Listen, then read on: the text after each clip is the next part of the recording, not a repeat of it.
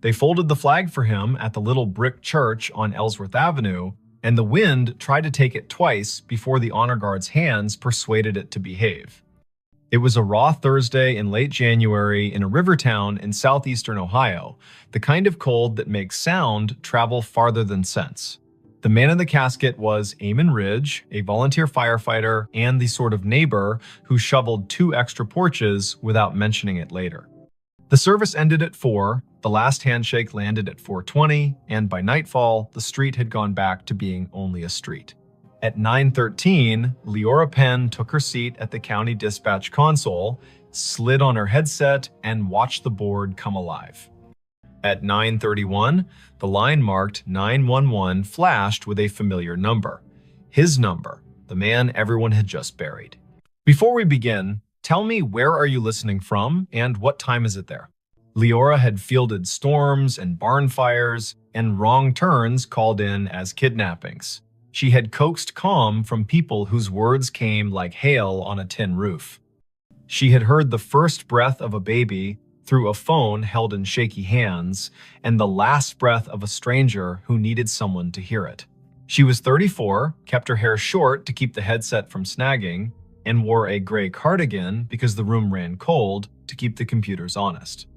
Her desk held 2 photographs wedged into the bezel of the monitor. One showed a river in summer, green as a promise. The other showed Eamon and his daughter Cass standing in front of the station engine with that look people get when duty gives them a reason to grin. The year was 2022. The county had upgraded the system, and the board pulsed with the soft light of new money that still felt like a borrowed suit. Lines identified towers and cross streets. Repeat callers had little tags. When Eamon's number flashed, it wore the tag she had put on it a year ago, Station 4. Her stomach made a small, foolish turn. Her hand did not. She tapped the line open. 911. What is your emergency? Static, not empty. The kind of static that carries weather in its mouth. A faint hiss like tires on wet asphalt far away, then a click as if someone had covered the microphone with a thumb and lifted it again. Leora glanced at the automatic location box. The system offered a circle that could have been a dozen blocks wide and no more. The tower showed the bluff above the river. The timer on the call rolled past 10 seconds, then 15. The headset warmed in her hand. "Hello," she said, voice even, the way training turns fear into architecture. "If you can speak, I am here." Something moved under the static. A breath, slow, disciplined. The way firefighters learn to breathe through a mask like they are rationing the ocean. She had listened to Eamon for years as he called in traffic stops and barn smokes and mutual aid requests in that unshowy voice he kept, even when the ceiling thought it was tired of being a ceiling. Her throat tightened without permission. The board did not care. It kept time. The night supervisor, Brandt, rolled his chair closer, not touching her cord. He was 50, part-time philosopher, full-time keeper of snack drawers. His eyebrows asked a question he did not give words to. Leora tapped a note onto the incident log with deliberate fingers. Caller number displays as decedent from earlier funeral. Open line. Faint audio. Possible misroute for memorial device. Possible spoof. Monitor. "Eamon," she said quietly, because sometimes names open doors the way keys do. "If you can hear me, give me any sound." The line breathed once more, then found a voice. Not bright, not ghostly, a man speaking like someone who had walked all day and only now remembered he could sit. It said one sentence, 3 words, patient, back door locked. Brandt's hand hovered over the radio mic. Leora nodded once. He paged Station 2 because Station 4 was morning, and Station 2 would show up with their coats half-buttoned and their hearts arranged like a team. He sent them to the Ridge home on Quint Street, the small white place with a porch swing that had never let a guest feel foolish for needing to sway a minute. Leora kept her voice on the line. "Back door, locked," she repeated, writing it, hearing it, feeling the way the sentence wanted to be a map. "Is someone inside?" Nothing answered at first. Then a second sentence, softer. "Cass asleep." Brant's fingers were already moving the way piano players do when the song makes them want to be faster than they are. Officers on the midnight swing shifted their routes without complaint. The medic crew out of town angled their rig toward Quince in case Grief had found a trick that needed medical names. Leora sent a quick text to the on-call clergy liaison because the county did not believe in letting families be alone with what they could not name. "Amen," she said, "steady. We're sending them. Stay with me if you can." The line hissed like rain on a steel roof, and then went quiet. Not the click of a hang-up, the kind of quiet a room makes when a story finally sits down. The call timer rolled to 1 minute 23 seconds, then stopped. Disconnected, the board told her, cheerful as a toy that believes its work noble. Brant opened his mouth and then closed it. He reached for his coffee and decided it was the wrong kind of night for coffee and reached for water instead. Leora sat very still for a moment and felt the way adrenaline stands up in your body and refuses to sit until you give it a task. She gave it the task of listening. The lines danced with ordinary need. A possum in a kitchen. A husband who had cut his hand on a jar. A neighbor who had heard a window break and then realized it was the television. Her hands did their work. Her ear held a room for the line that had gone quiet. Officer G. Park radioed in first. Voice crisp. Tires crunching on salt in the street. Unit 3-1. Quince Street. Back porch light on. Back door indeed locked. Copy request to knock. "Copy," Leora said, hearing her own voice make simple shapes. "Proceed." There are knocks that sound like questions and knocks that sound like the start of a fight. Officer Park knocked like a person who has played in a string quartet. Firm, meticulous, willing to wait between knocks. Leora heard the long, thin silence on the open radio channel that means everyone has decided to breathe in sync. A porch swing creaked, whether from wind or memory. Then Park again, softer. Visual on subject in living room. Teen. Asleep on couch. Television on mute. No visible distress. We are making entry. Park called the locksmith number taped to his visor, because there is always one, and he also called the small cheat that officers inherit, which is to lift the back door on its tired hinges when you turn the key the wrong way. The door opened, a floorboard confessed itself. Park moved through a small kitchen that smelled like heat and spice and thyme. He said, quiet as a blessing, "Cass, it's G, it's me." The girl woke with that rough sound grief makes when it has only just let go for half an hour at last. "Back door," Park said into his shoulder mic. "Locked, now secured." Subject breathing, oriented, tearful, says she fell asleep and forgot the back after the last aunt left. She says her dad would have said it. She says she heard him say it sometimes, even when he was alive, when she forgot. "I'm locking up, then staying here until her aunt returns." The call had been the little bridge a county makes when one house cannot manage all its doors alone. Leora typed. She logged, she breathed. She answered a call about a siren that would not stop on a fire alarm panel, which is a call that can ruin a night or return it to its usable shape. She told Brant she needed 30 seconds, stood up from her console, walked to the stainless sink by the break room door, and washed her hands as if she had been in a kitchen that required respect. At 10:48, the line lit again. Same number. The board did not know how to feel about that and chose its usual indifference. Leora took it. 911. A voice lives inside a headset after a while. The nerves learn routes, the body decides where to keep the sound. The phrase came through low and clear. Basement. Pilot light. She did not hesitate. She sent the fire crew already on Quince next door. She told Park. She told the aunt, who had come breathless from her own house 3 blocks away, that they were going down the cellar stairs for the little square of flame that keeps a winter from doing more harm than good. She heard Cass in the background say, without fright, he always listened to the furnace like it was trying to tell him a joke. Engine 3 called in. Pilot light out. Gas smell minimal. Windows open. Relit. Carbon monoxide monitor registers safe. A firefighter Rowe, who had once done stand-up for exactly 2 open mic nights, and then decided his comedy belonged in the bay with his coworkers, added gently, Whoever called this in has good ears. The board calmed, the town kept its little noises, the river told the ice what to do, and the ice obeyed or not. Leora's shift slid past midnight. At 1:19, she poured tea she did not want and drank it because warm things are a kind of law.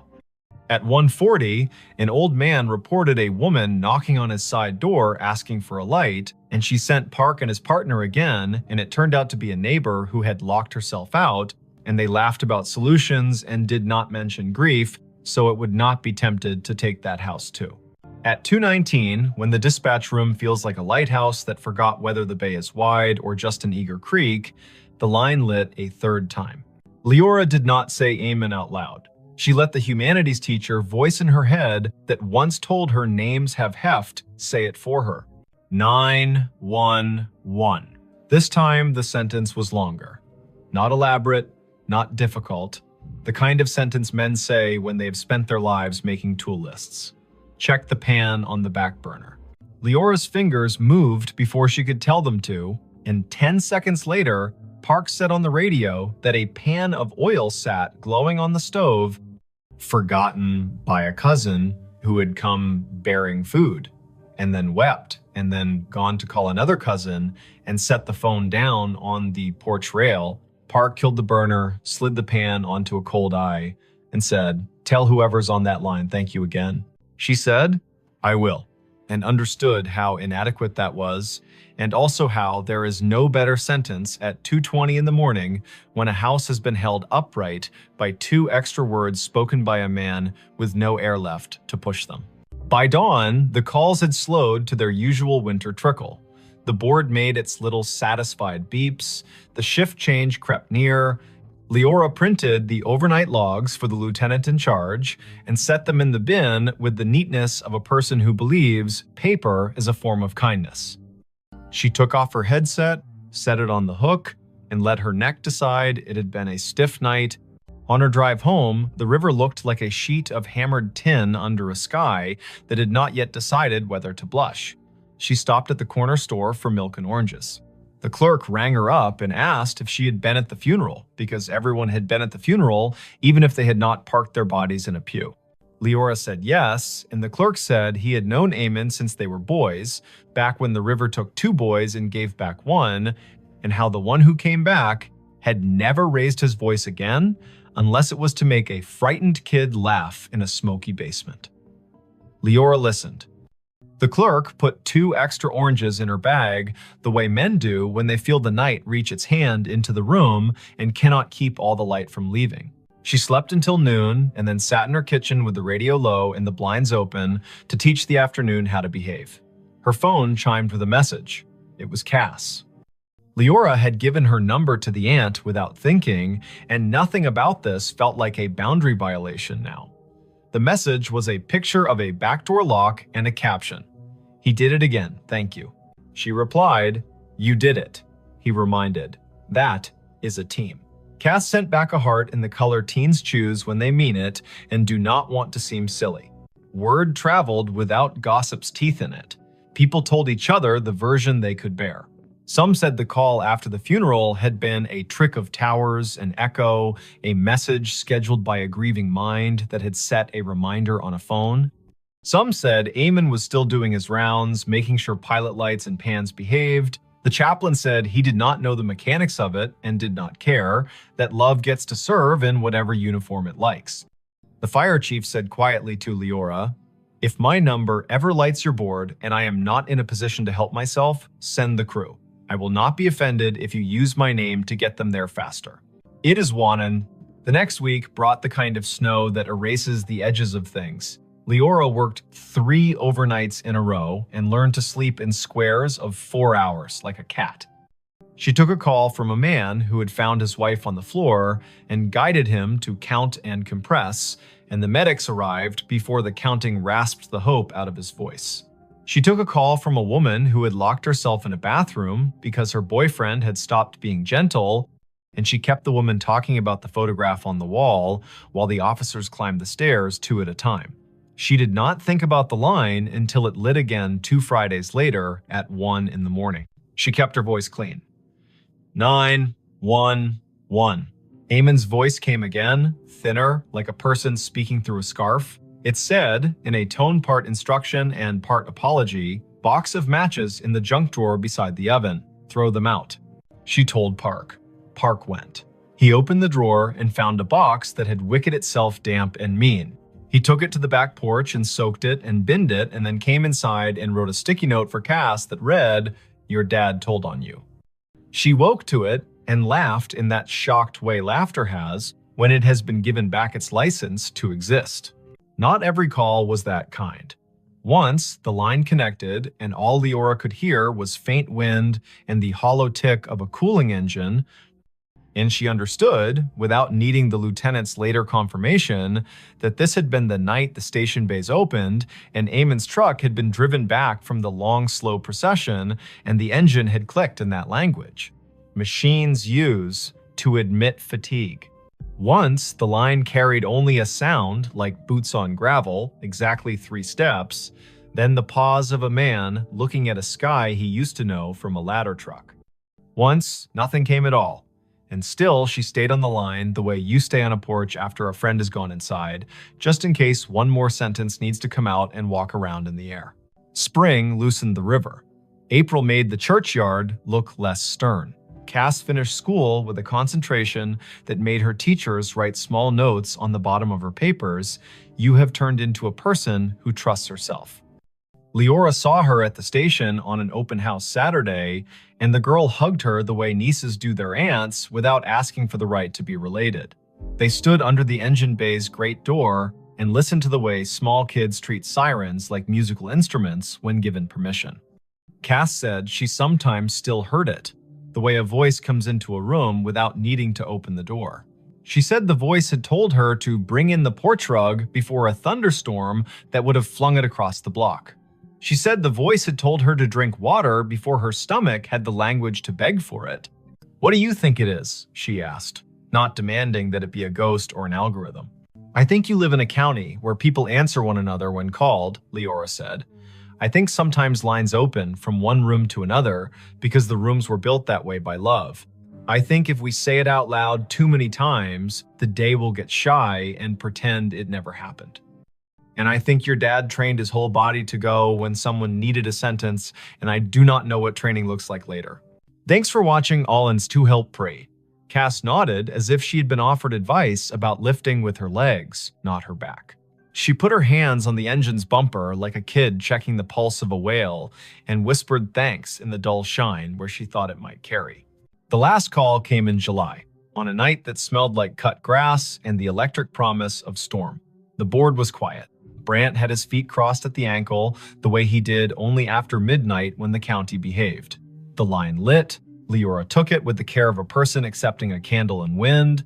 911. There was no static, no breath, only a single word, perfectly ordinary, soaked in a patience she would remember until the last hour of her life. Enough. "Enough what?" she asked. Back straight, pencil ready.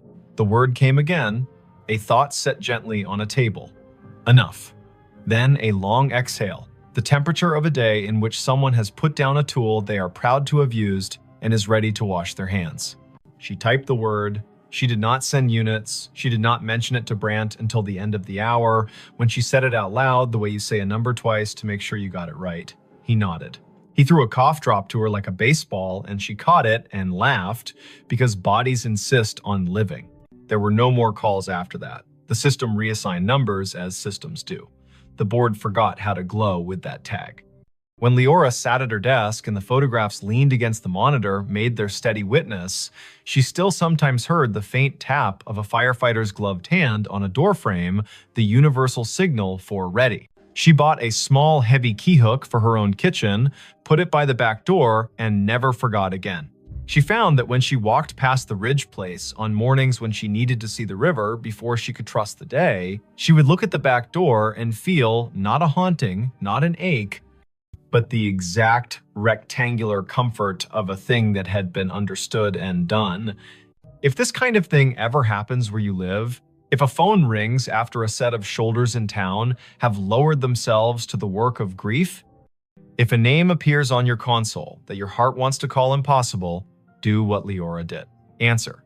Stand in the narrow bridge between rooms, ask short questions with soft edges, send help, write down exact words. The world is made of exact words and the work that follows them. Believe nobody and nothing too hard. Let the river decide what is memory and what is rumor. And when the voice finally says enough, let your hands say thank you by resting them, palm down, on the desk you have kept clean so the night can put its weight there for a minute. And if you are sitting in your kitchen with a back door that gets forgetful, say the date out loud to bring the day to heal. Late January 2022. Early April 2022. The hot night in July when rain forgot its manners. Say the town's name so it will remember it has one. Say Amen. Say Cass. Say Leora. Practice the sentence that saved a pan and a pilot light in a teenager who deserved a house that understood locks. Back door locked. Then lock it, then sleep. The county will keep its watch. The river will balance its own ledger.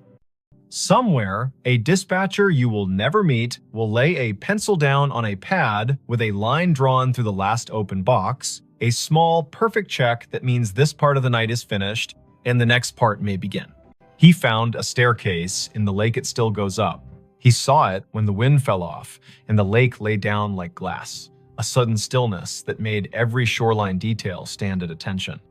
The afternoon sun had taken a step toward evening, yellowed and steady, and the north cove of Lake Lanier went calm enough to show the bones under it.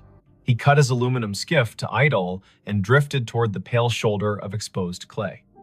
There, not random at all, a run of stone steps pushed up from green water and kept going into nothing the shore could explain, even and true, as if they still believed a front door was waiting at the top. Before we begin, tell me, where are you listening from and what time is it there? This was late September 2022, after a summer of stingy rain and long afternoons when the heat felt like it had signed a lease. The lake sat northeast of Atlanta, a blue map of drowned hills and red clay coves, and that year it had read its gauge and decided to show some of what history had asked it to forget. Foundations revealed themselves like old teeth. The ghostly lanes of a two-lane road slipped out of the murk and pointed nowhere. Between Bald Ridge and the mouth of 6 Mile Creek, a staircase announced itself and waited for a person with the right kind of attention to see it. Riven Kettering had that kind of attention. 38. A carpenter and part-time rescue diver who liked small engines and the honest work of making broken things carry weight again. He lived in a rental off Pilgrim Mill Road with a dog who had taught herself to sleep through sirens. He was not a romantic, not really. He was the kind of man who listened to what a hinge said when it wasn't being looked at. The lake had been a job and a solace for him since he moved down from the foothills of Tennessee a decade earlier, and on afternoons like this one, he took his old skiff out to idle over the drown. The staircase began 3 steps below the surface, pale rectangles set into the clay, then climbed above waterline, slick with algae, where yesterday had touched and left. 12 risers showed drop. They marched up the bank as if they had no intention of stopping, then continued past where stone ended, the air holding their measure with a confidence that made nothing in Riven's head feel quite steady. He nosed the skiff forward until its snub bow made a soft knock against the lowest dry riser. The hull and the stone talked for a second, low and hollow. He stood, keeping knees loose, eyes at a level where you can decide a thing without pretending it's not, pretending you first. The steps were fieldstone set into a poured bed, careful work from when hands were steadier because nothing had asked them to type yet.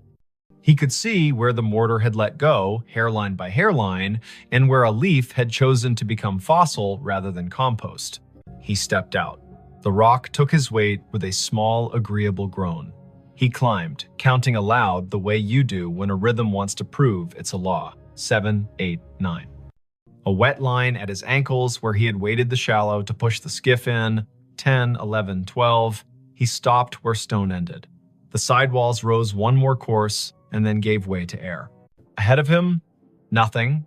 Above him, more nothing.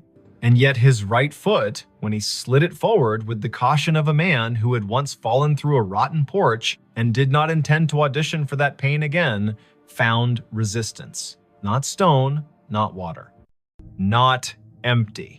A density like stretched cloth, like cold-pressed sugar, like a stare that remembered itself and refused to forget just because the lake had been told to be a lake. He drew his foot back, scalp prickling, breath in a pocket he didn't want to open too fast. He looked around to see if anyone else had been presented this joke. No one. In late September, a Tuesday can make a cove your private chapel. Far out, a pontoon boat moved like a floor with music on it. Closer in, a blue heron had made the stump of an old post into a claim. Riven set his palm above the end of the stone into the air where a banister would be if someone had finished the thought. He felt nothing until he pushed a hair past what he thought was safe. Then he felt a boundary, the exact height of a handrail in a code book he could recite. He smiled despite the way his heart had decided to pick up the tempo. Something here hadn't drowned entirely. Something here had decided to keep going up. He does not scare fast, Riven. He is a man who has gotten into dark water at night, kindly, and come back calmer for it. But he respects a place with a memory. He went back down the 12 risers and climbed into the skiff and sat with his hand on the tiller and let the lake tell him if it wanted him to be braver than his grandmother would approve. The wind was a rumor now. On the far shore, a transformer hummed with the stale sweetness of electricity. He turned the motor off and drifted with his fingers brushing the gunwale and felt for the old current under the new. A loon called once out in the main channel, the syllable bending toward a kind of loneliness that doesn't need an audience. Riven looked back at the steps. The air above the 13th riser shimmered, a trick of light or a rule he hadn't been told yet. He swore softly in the old way that buys you permission to try again. He pulled the skiff onto the red bank, tied it off to a scar of root, and went back up the 12. He did what his hands knew to do. He turned a coin on its edge and rolled it along the last stone. When it tipped forward into air, it did not fall. It sat against nothing, as if pressed to a glass he could not see. He slid it forward with one finger and felt it drag over an edge. He slid his boot after it and met a tread that had weight. He put his full foot down and his bones agreed that physics had not been insulted, only invited to a different kind of party. He brought the other foot up. He stood on the 13th step of something that existed without confessing to the eye. He took one more. 14. He stopped. He is not a fool. He turned to look at the lake, which does not care if you find it holy or treacherous, so long as you understand which mood it is in. The cove held its breath. He stepped backward down the 2 air treads with a caution that felt like a prayer you say without agreeing you're saying it. He stood again on stone that had no arguments and breathed the kind of breath that renters of boats make when the motor coughs once and then forgives you. Lake Lanier carries stories the way clay carries footprints. Old towns lie under it, old churches, the ghost lanes of Old Federal Road. People will tell you about a stalled truck on a fogged bridge and a handprint on the back window after, about divers who won't go down a second time because they looked through a school of crappie and saw a porch swing move. Some of that is what happens when humans leave water to be the keeper of their history. Some of that is people being lonely and needing their fear to wear a costume. Riven carried none of those stories in the silly way. He carried them the practical way. He knew people had been told their land would drown for the good of cities they would never see, and some of those people had said their names into the bank and put rocks one on another to make the land remember. He went home with the staircase in his notebook and in his knees. He did not say the shape of it to the bartender at the place on Brown's Bridge, who called everybody chief. He did not post a photo because the lake punishes people who turn it into spectacle. He slept badly and woke before his alarm and made coffee meaner than necessary and drove back with a coil of thin rope and a chalk box and the tape measure he used when perfection had to be part of the bill. Morning Lake, blue as breath. The skiff skittered over wind ruffles and slid into the cove willing. He tied a chalk line at the last stone and played it out up the air, marking nothing with blue dust that caught in nothing and hung there like a trick. He laughed once, quietly. He measured riser height with the tape and found consistency that would have made a county inspector nod. He tied a loop in the rope and lowered it down the near face of the steps. The loop sat against an invisible edge and held, not tight, not loose, as if politely told to wait. Half an hour went by that way. Numbers, angles. The carpenter in him building a drawing that would keep his fear inside its lines. When he finished, he sat with his back against the sidewall and let his head find the cool of stone that had learned shade. The world stepped closer. From somewhere he could not triangulate came a sound that reminded him of a bicycle bell rung just once. In politeness, he stood. The sound did not come again. He walked down the 12 and waited on the shoreline while the lake decided whether to ignore him or to grant him more. A woman called from the top of the red bank. Riven looked up. She was tall and rangy, mid-40s, wearing the kind of straw hat that makes a person look like they know how to move in weather. She carried a camera with a strap that had been repaired twice and a notebook bulging with the kind of paper that did not come out of printers. She introduced herself with a grin that answered questions he had not asked. Mara Clary. She ran a small outfit that mapped drowned towns and grave relocations for counties that cared to admit their forgetting. She had a copy of the Army Corps' old charts and a habit of showing up where the lake loaned the present to the past. "I've been told you've got steps," she said, "and that they keep going up." He wanted to ask who had been talking. He wanted not to have his name in a stranger's mouth. But she put her hand on the sidewall like a careful person says hello to an old horse, and the way her face took in what she saw made him feel less alone in his own seeing. He nodded. He told her his name and the number of air treads he'd let himself trust. She whistled low. "Lanier tells on itself every few years," she said, eyes on the shimmer above the 13th. "But I haven't seen it do this. Fieldstone, that would have been a front walk probably. Or the stairs to a porch. You can tell from the way these aren't as steep as church steps. And there would have been a dog who slept halfway up until someone came home at supper." "Everyone says that about any porch," he said, smiling despite himself. "Only because it keeps being true," she said, and laughed like a sound the cove had missed. They measured together, she took photos, he held a stick out over the air risers and watched the end bounce against nothing. They left offerings the old way. He peeled the paper off a peppermint and set it on the third stone step. She untied a strip of blue cloth from her hat and tied it to the root that held his skiff's rope. The lake, if it acknowledged that at all, did not show it. She opened her notebook to a page where she had copied in neat letters the names and dates of households taken when the valley was flooded in the early 1960s. 2 farms had sat on this spur, the Sumter place, the Jory place. Sumter had 5 children and a clean way with fence lines. Jory was famous for a Sunday table and a sour temperament the rest of the week. The county had cut checks and called it a necessity. The stairs could have been either family's.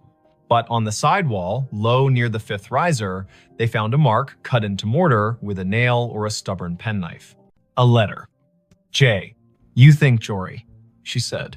"Or June," he said. "Or Josephine. Or a boy who didn't get to grow into his handwriting rights, their first initial into any stone that isn't busy." The lake made a small sound against the hull, a shrug. They came back the next day, and the next after that. In the afternoons, teenagers on rental jet skis came doing grammar the water did not admire. In the mornings, a heron watched like a magistrate.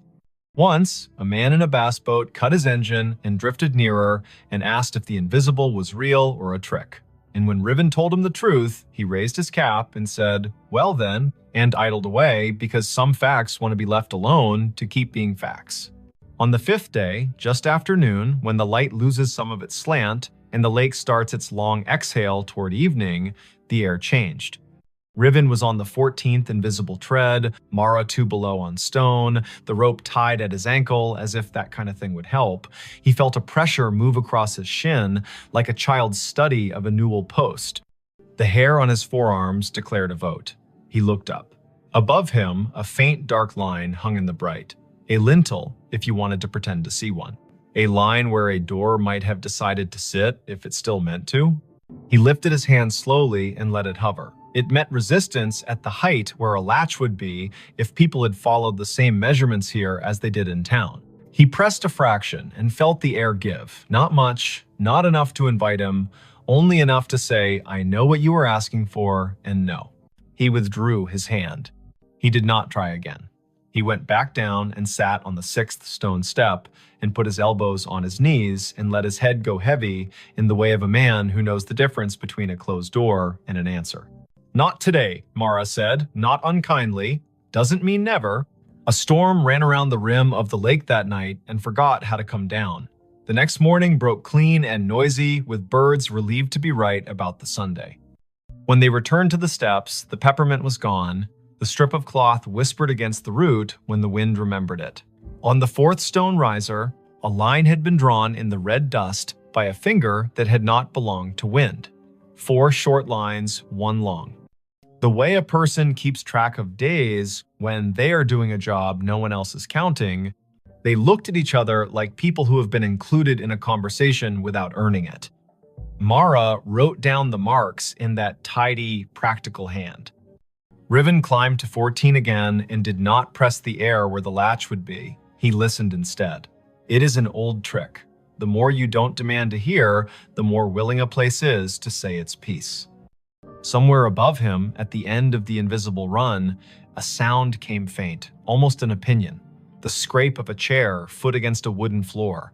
Once, then a breath, remarkably ordinary, let out by someone who was done with a small effort and is pleased to have finished. He let his knees bend and went back down, step by careful step. The county put out a notice, polite as a church lady, asking people not to climb anything that felt like absence. A man from the Corps came by with a clipboard and a caution that did not include humor and told them to rope the place from the bank. They tied a line and left it slack enough to be ignored by whatever needed to come and go. Mara logged coordinates and photographs and the exact color of the lichens on the sidewall. Riven made a drawing of the steps that showed the air ones the way you show trust, with dotted lines and a note that says, "As found." Word spread anyway. It always does when to leave a thing alone would be the more complicated form of love. A grandmother came and watched from the shade and told her granddaughter a story about the summer her brother rode a bike into a field that is now part of the lake and fell and did not cry, because corn leaves will cut you if you give them. An audience. A man in a Braves cap stood for a long time with his hands in the back pockets of his jeans and didn't tell anyone why his eyes kept the gloss they kept. A boy clapped once and apologized, and then asked if the staircase sounded like anything, and when Riven told him about the scrape and the breath, the boy looked toward the place where a door might be and whispered, "Thank you," like a student to a teacher who has handed out permission slips to freedom. On a Wednesday morning in early October, the lake rose 2 inches. The first stone step went green again. The 12th stayed dry. Riven set his palm to the sidewall as he had begun to do without design and said the names of the months out loud as if they were a key. Mara arrived late, hair in a bandana printed with little cranes, a thermos in one hand and a sheet of onion skin paper in the other, the thin kind that takes pencil and lets the stone's texture come up through. She rubbed the J, the nail-cut letter, and the tally marks. When she lifted the paper, the letter and the lines looked like a message written by someone whose words had to be rationed. She tucked the rubbing into her notebook with a care Riven recognized as kin to prayer. By noon, clouds built into a boast. Mara packed her camera because electric things deserve not to be insulted by weather. Riven untied the rope at his ankle and coiled it with the absent-minded competence of someone who likes ropes for the way they make order out of risk. The air above the 14th step felt different. Cooler, somehow. Denser. He looked up and wanted more than he would have admitted the week before to see something acknowledge him. Not a face, not a figure, an idea. The lake refused. It kept to its rights. Before the storm broke, a small group arrived in silence. Not tourists, not thrill seekers. People in good shoes that did not belong to docks. A woman in a navy blazer. A man whose tie had been loosened by degrees and had stopped at 3. An older woman with a cane that looked like it had been carved by someone who understood trees better than money. They stood on the bank above the line and watched the steps like people watching someone figure skate after having once skated the same routine 3 decades ago and remembering what the body used to hold. The older woman spoke first, to the stone, not to the living. "You kept it," she said. "You stubborn thing. I told them you would." She introduced herself when Riven climbed down to the bank with his curiosity plainly showing. Ada Sumter Jory. Not a marriage, she was quick to clarify, but a habit of names borrowed and kept. Her father had been a Sumter, her mother a Jory by necessity and grievance. She had been 10 when the men from the government came and put stakes on the hill and told her they were measuring to make the river useful. She had been 14 when the kitchen was dismantled and stored in a relative's shed, and the porch chairs were put on a truck without the porch. She had been 15 when the lake finally climbed to the 7th stair and the dogs refused to sleep where they had always slept and had to learn ground new as $1. "My granddaddy set those stones," she said, chin lifting toward the steps. He knew the grade by eye. House stood there. She pointed at the air, ran long that way. Kitchen at the back, where mornings were honest. Stairs to the sleeping rooms tucked in right of the door. He told me we build stairs for coming and going and for waiting. That last part is where the world gets the math wrong. She cleared her throat once, a small thing that meant a larger thing had moved through it. "My brother wrote his letter J in the mortar before it set," she said, and smiled fully for the first time. He was 5 and mad because he had not been allowed to carry a stone and needed to have done something the porch would remember. They watched the lake together as it considered which forenoon belonged to which afternoon. Mara showed Ada the rubbing, and Ada put her palm on the paper like a hand over a baby's sleeping flank. "He stayed mean," she said of Jory, but without any real heat. But he loved that stair. Sat halfway up when he had nothing to do and the weather had nothing to argue about. Played that little bell you keep hearing because he liked the neatness of a sound that stops when you take your finger off it. The storm arrived, they covered what needed covering, the skiff rocked and complained, and then remembered it had been in worse moods and calmed. The rain washed the red dust off the risers and gave them back their gray. The air cooled like a head turning on a pillow to the comfortable side. Ada walked down to the second step and touched it like the forehead of a child with a fever breaking. "Enough," she said to the rain, to the year, to the air that had learned to hold treads. In the weeks that followed, the staircase did what durable things do when they decide to belong to more than one story. It kept being itself. The lake rose and smudged the lower steps and then pulled back like a long breath returned.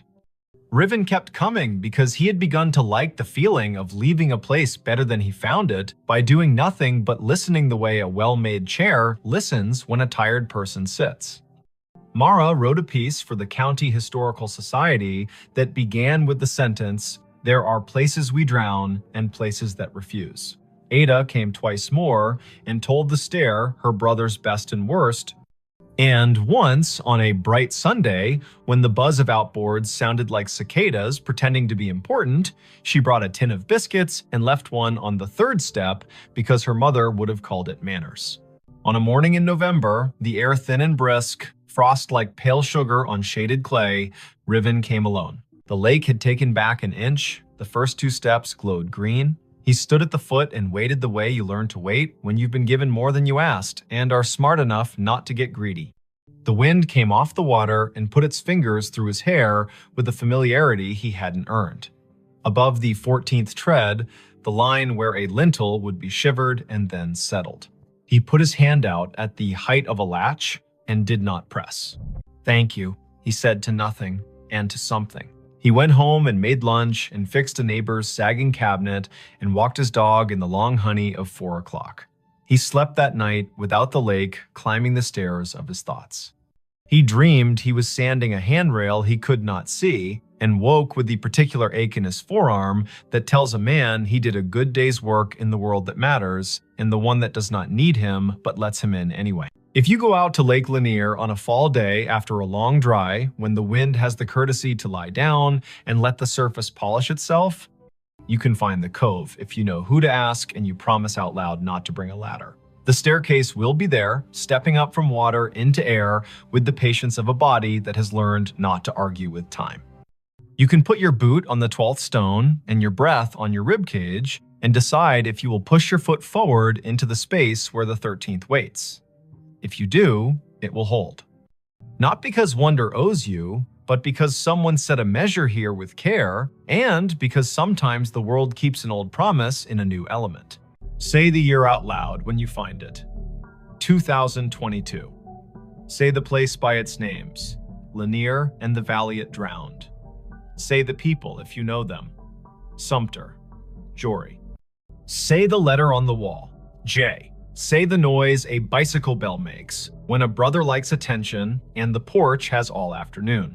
If you leave something, make it small, a ribbon, a peppermint. A finger laid gently in dust to make a line that will blow away with the next weather. Walk back down, let your knees do what they were built to do. Put your hand on the sidewall the way you would on a friend's shoulder when leaving them on their own porch in the dark to listen to the crickets.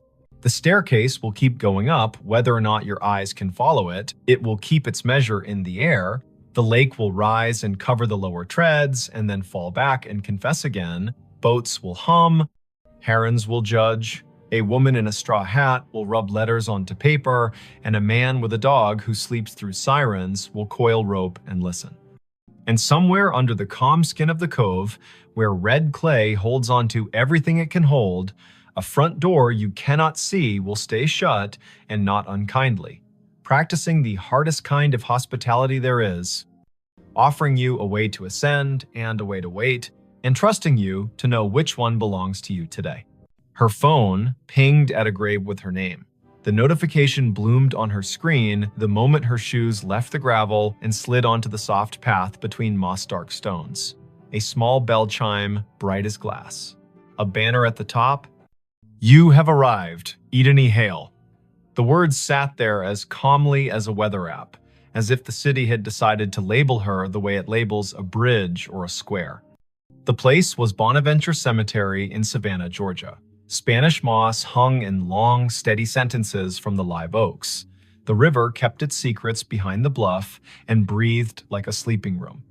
It was late afternoon on a Sunday in early November, the air cool enough to make her wish for sleeves and warm enough to forgive her for forgetting them.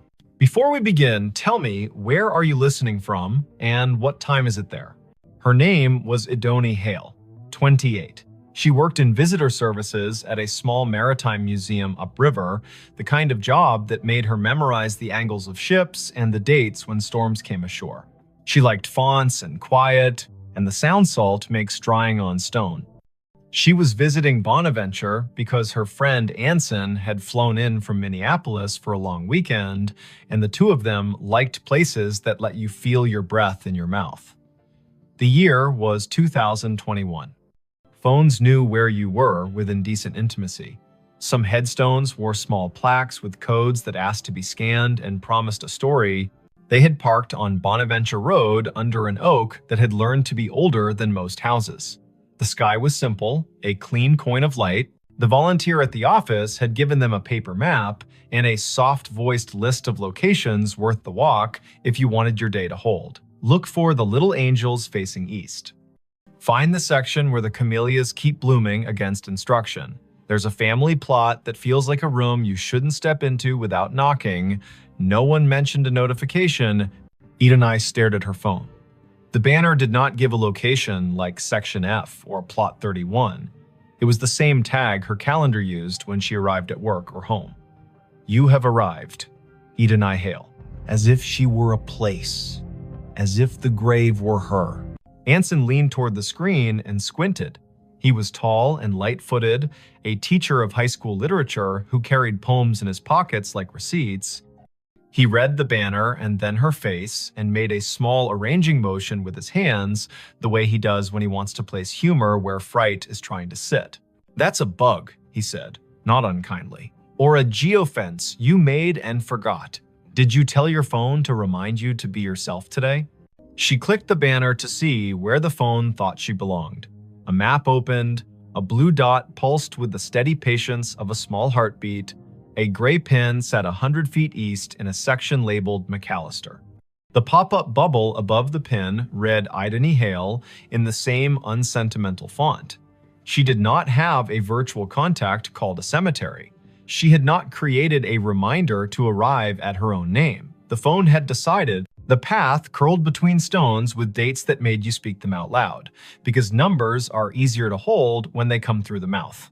1873, 1920, 2009. The Oaks leaned as if sold on the idea that the living need rehearsal space. Anson spoke a tour fact about a poet who loved this place and whose plaque visitors touch in a small, quick superstition.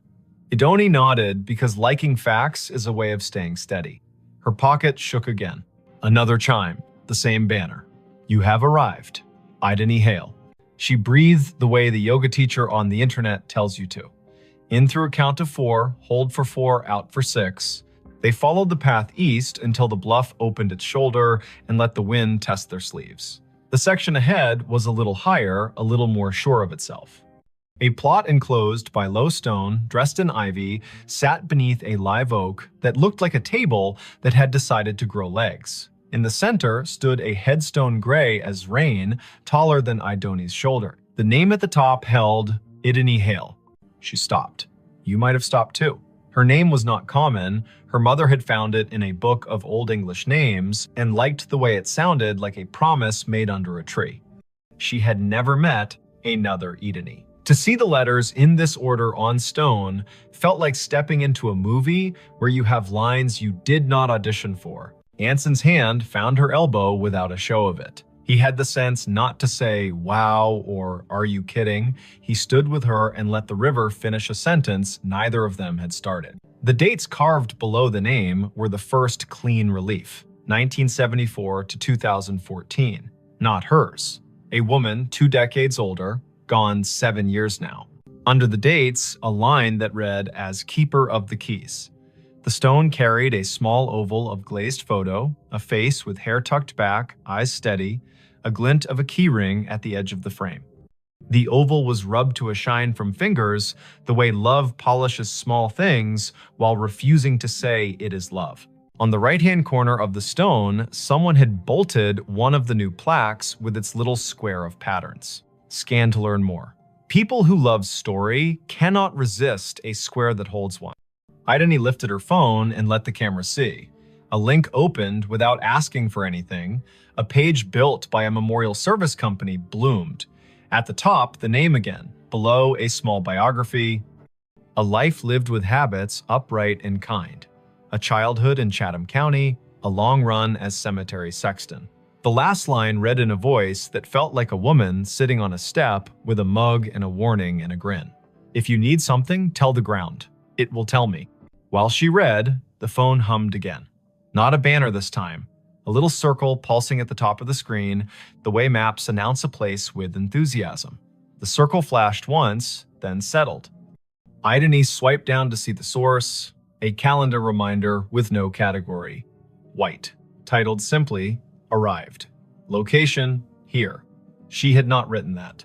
The phone, perhaps, had decided the day needed a label, or the small plaque had more to it than the page admitted. Anson said the woman in the photo had librarian eyes. He meant that as a compliment. He pointed at the key ring. He said his grandmother had been a keeper of the keys at a church in North Dakota, and those women know where every grief sits at every hour, the way a night janitor knows which chairs spit gum and which ones sigh. They stood a while. People walked past in respectful silence, guided by a docent's voice that held just enough theater to keep 15 people from wandering into their own daydreams. Spanish moss moved like thought repeating itself. A flake of light rose off the river and fell back as if it had changed its mind about being air. It would have been a good story already finding your own name on stone, a phone that had the audacity to tell you you had arrived, but something else decided to be true. A little tone sounded from the phone, the way sounds do when an app you forgot you had decides to help. It was the noise her AirDrop made when someone nearby wanted to share a photo at inopportune moments. The screen shifted to a dialogue. A file offered to send itself to her. The sender name was a string of letters and numbers that meant nothing. The file name read Keys. Anson leaned in and made his face calm. "Decline," he said gently, "because strangers in public places with quick hands make tricks, and both of them work in museums and have seen every version of the human habit of testing boundaries." She hovered. Decline would be wise. Accept would be a dare. She pressed accept because sometimes you let stories finish what they start. The file downloaded. It was not a photo, it was an audio file, a minute 42 in length. The waveform showed it wasn't silence. She tilted the phone toward her own ear instead of speaker because you don't open a voice in a cemetery loud unless the voice has earned the right. Static first, then the sound of wind combing something thin, then a woman's voice, the age of a woman, who tells tools where they belong and expects cooperation. The voice said, "Dry as a towel and warm as a summer kitchen. If you are standing over me, child, and your name is mine, you can help me keep my promises. Put your phone on the stone and leave it be a minute. It will tell you where to stand next." Anson's eyebrows did a small jazz riff and then tried to behave. "Okay," he said softly, a word that meant, "I am here and I am not going to ruin this with cleverness." Idani set the phone on the flat top of the headstone the way the voice had instructed. The screen slid into its lock. Her reflection replaced her. The oval photo looked past her shoulder the way old photos always do. She counted in her head as a way to keep the childish fear of being tricked from standing up and knocking the ritual with its elbow. 50, 60, 78. The phone buzzed once, she lifted it. The map opened of its own accord. The blue dot had moved nothing. The gray pin had changed. It labeled another grave 30 yards north with a name neither of them had seen on the paper map. Rosin Hale. A second name. Another Hale. The first name was Welsh and not common here. They went because the day had asked enough times to be answered polite. The second stone stood lower, more modest. The granite, a color you could never find on purpose if you looked in a catalog. The dates were older, 1931 to 1999. The epitaph read, "She kept the gate lighted," and under that, in smaller letters, so faint you could only see them when the cloud put its hand over the sun, a line, Rosine was born. Rosine Idris. She married into Hale and stayed. Tell my niece if she comes through here that I see her when I count keys. I am not anybody's niece, Idani said aloud, and then took a breath because she heard the defensiveness squirreled underneath. I mean, not hers. You might be more people's niece than you know, Anson said gently, a man who had grown up with uncles who weren't uncles and yet were more family than the kind that wears your face. They stood while the wind added a signature to the bottom of the page of the day. The river put its shoulder against the bank and leaned. The phone did not ping again for a while. A cardinal went from one branch to another with the purposeful speed of a person who knows where the parts are stored. A group of teenagers trailed an auntie through the lanes, popping gum in a respectful way, which is a regional miracle. Idani looked up Rosin on the cemetery's database because when your heart gets odd, facts make a braid to hold on to. The database was one of those volunteer-built websites that carry the tone of a potluck where everyone brings a dish so exact it shames you for choosing salad. Rosin's entry was thorough. Born Rhonda Valley, came across with parents as a child, settled in Chatham County, married one Mr. Hale, worked checklist after checklist for the electrical union office, sang alto in church with the patience of an anvil, survived by no children, preceded by older brothers, all gone. Niece mentioned in an obituary in 1999 with no name given. Anson made a sound that meant the story had wiped its hands on his shirt and was ready to cook. The phone chimed once more, now with the tone her museum app uses when a beacon in an exhibit hands you a fact. She had turned beacons off last month because being interrupted by history while in history felt a bit like a stage whisper in a quiet theater. She had not turned beacons back on. The screen read, "A note is waiting." A map pinpointed the little brick building the cemetery uses as a workshop for the grounds crew. A path drew itself in blue between the Hales and the shop, like a string in a child's game. They went, Because keys that ask to be found deserve not to rust, the door to the shop was propped with a cinder block the way doors are propped everywhere when the weather learns to be useful. A radio played a station that chose old soul and occasional baseball score updates. No one was at the counter. A bell stood there anyway, the kind that rings a sound like a glass penny. Anson rang it because he likes participating in obvious rituals. A man in his 50s with a badge that read August came in from the back, wiping his hands on a rag that had earned its keep.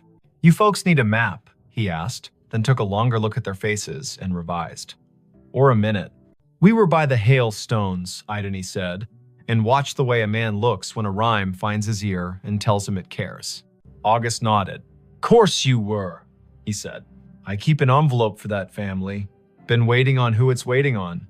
He reached under the counter, where drawers have learned to hold what should not be lost, and brought up a large yellow envelope with a blue paperclip that had rusted a little by choosing weather. The envelope had 3 words on the front in tidy block letters. For the next Idony, heat went across her face like an honest light. August saw it and stilled. He handed her the envelope the way people hand one another babies, meaning well and moving slow. She opened it with her thumb. Inside, 3 items. A small brass key, old, not ornate, with teeth filed like a decision. A folded sheet torn from a spiral notebook, edges soft with years. And a wallet-sized photo of a woman in a blue work shirt with a name patch and a grin you could feel on your back like afternoon Sunday. The patch read, "Idony." The face belonged to the woman on the first stone. The note was written in blue ballpoint in a hand that pressed harder than paper deserves. It read, "Simple. For the next Idony in this county who can hear me the way a key hears a lock. My niece is out there." She won't say yes to the word niece because words are stubborn. She'll need to open the box in the old mausoleum we keep for tools and favors. The key is for the small door on the left. Lift on the latch while you turn. The box has what belongs to her and me and her grandmother. If she is standing at my stone with a phone, she will know that I know. Don't bring a crowd. Bring one friend who reads instructions with his eyes. Leave the key when you are done. We can count without hands here. "I'm not someone's niece," she said again, and heard how the sentence grew less certain with practice. Her mother's family tree began and ended in a different state. A line of women who told polite lies to spare one another the sharp edges and did their grief in broom closets. Her father had not survived long enough to name distant relations. He had left behind a bent screwdriver and a smell that her body still could find when a day asked. Anson's hand found the counter in a quick pat, like checking for keys as you leave the house. "You don't have to be a niece to be the person meant to do a thing," he said. "But also you might, and it might not matter how that happened."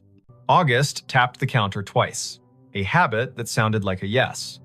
"The small left door," he said. "People never see it. Take the path behind the office and go right at the angel with the missing hand." The mausoleum is the little brick one that looks polite. The left door sticks the way a lie sticks to a room. Do what the note said, lift and turn.